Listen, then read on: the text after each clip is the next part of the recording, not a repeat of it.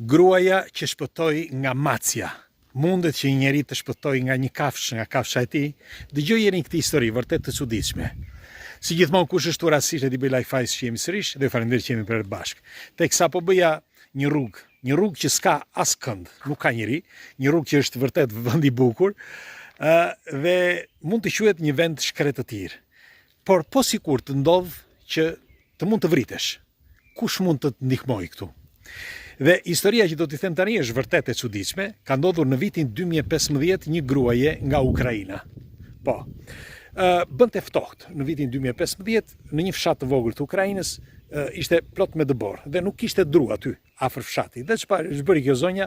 Kjo shkoi më tej fshatit dhe filloi që të mblidhte dru, aq sa mundej. Mirë po rrëshqiti dhe teksa rrëshqiti thyeu çapokun, si i themi ne, thyeu këmbën. Dhe mirë po u vra rënd, filloi që t'u lërinte, askush nuk mund ta ndihmonte. Për fat, ajo kishte macen e saj, një mace që e mbante me vete dhe macja shkoi së bashku me të atë ditë. Dhe falë Zotit që ajo kishte macen. Gruaja, edhe pse me dhimbje të madhe, donte që të mbijetonte dhe të este, nuk mundej që të este më. Dhe ul aty ku ishte, por siç ju thash bënte ftohtë dhe ishte në mes të dëborës. Kaluan 20 minuta dhe gruaja nga dhimbjet e forta dhe nga mangthi, ajo ra dhe e zuri gjumi. E zuri gjumi aty. Dhe macja e saj, shkoi në trupin e saj dhe filloi që të rrinte tek vendi ku ajo ishte dëmtuar. Dhe qante derisa ta dëgjonte dikush, askush nuk e dëgjonte.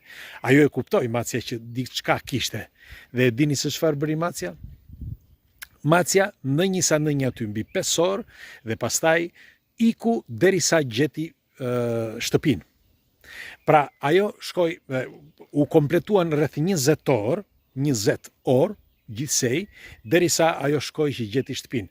Nuk kishte se ishte shumë larg, por macja nuk e dinte që të kthehej në shtëpi. Dhe çuditërisht macja u kthye në shtëpi dhe filloi që të qante. Askush nuk e kuptonte se si dhe çfarë po ndodhte. Dhe mendua që ishte ndonjë diçka e çuditshme, por kur pan që nuk po kthehej zonja e shtëpisë, u merakosën dhe fëmijët të vegjël, se ishin 11-12 vjeç me sa lexova, dhe fëmijët menduan që nëna kishte shkuar deri diku, do kthej, sepse kishte kaluar gjithë nata. Po ata nuk e dini që ajo kishte gjithë natën që gjendej atje. Ata menduan se ishte ngritur në mëngjes. Dhe prisnin akoma. Kështu që ditën tjetër, meqense ajo nuk u kthye, ata lajmëruan policinë. Dhe policia lajmëroi dhe ndihmën e shpejtë. E kërkuan gjithandej, po nuk e gjetën. Dhe e dini se si e gjetën? Morën macen. Po. Macja parafërsisht bënte mjau kur kaluan tek vendi se ku gjendej trupi i saj, që ishte mbuluar pothuaj plot sipër me dëbor. Dhe si përfundim e shpëtuan vajzën, gruan. Tani unë doja t'ju thoshja, ju e dini se sa njerëz kanë shpëtuar pikërisht nga kafshët? E di që duket çudi, por është mjaft e vërtet. Bile nga qent janë numri 1, sepse qent e ndjejnë rrezikun përpara të gjithëve. Dhe në qoftë se për shembull ndodh që ti ke një kafsh, një qen apo një mace, për shembull këtu. Kush më gjen mua këtu nëse vritem unë? Kush më gjen? Askush. Tu është vend pa vend, nëse kalojnë makinat, do më gjejnë në tokë. Por në qoftë se do të ishte dimër dhe kjo do të ishte plot me dëbor, ose të isha në një pranë këtyre shkurrave këtu, për shembull. Kush do më gjente më? Ë? Ja. Sikur të ngjitesha këtu unë tani, të ngjitesha këtu sipër, edhe për të shkuar që të mblidhja dru. Si do bëj? Dhe të vritesha diku aty. Nuk besoj se do më gjente kush. Do ta shikoj mirë këtë vendin? Hajde. Se jemi këtu.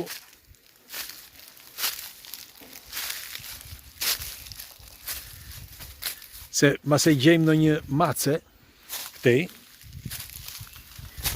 ore, po humba unë, të paktën kujtohuni ju që të rrisni ndihmën e shpejtë.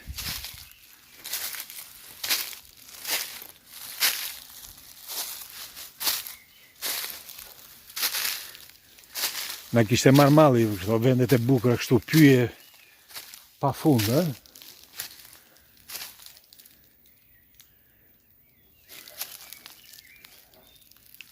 pemë shekullore.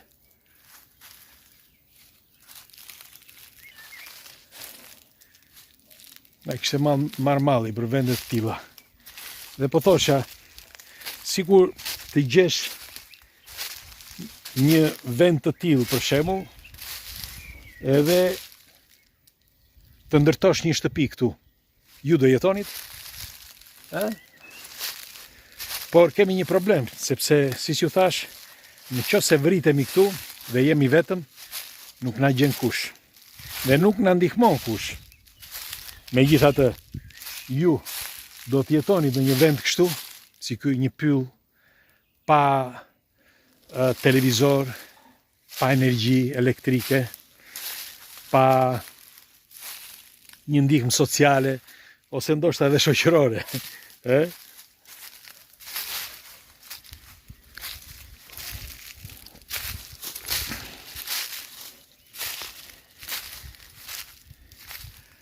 Të kthehemi prap tek ajo biseda e mëparshme. Do t'ju tregoj këtej tani. Të kthehemi tek ajo biseda e mëparshme e kafshëve. Dhe po thosha, sa histori njihni ju që kafshët kanë shpëtuar njerëzit? A njihni? Ka histori pafund. Çdo lloj kafshë, nuk është vetëm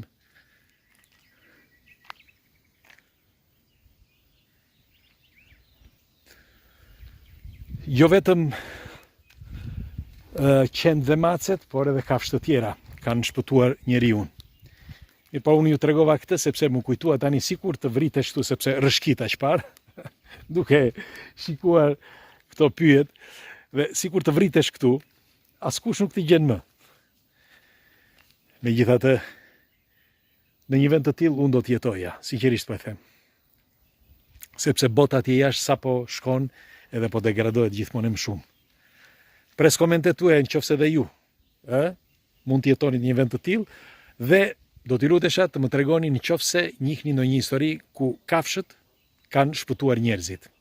Cilat kafshë dhe ku i keni dëgjuar. Ju faleminderit. Ju përqafoj.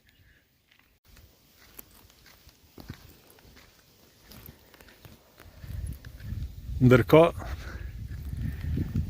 bëni dy hapa së bashku me mua, duke ecur kështu. Makinën e kam atje, nga ana tjetër.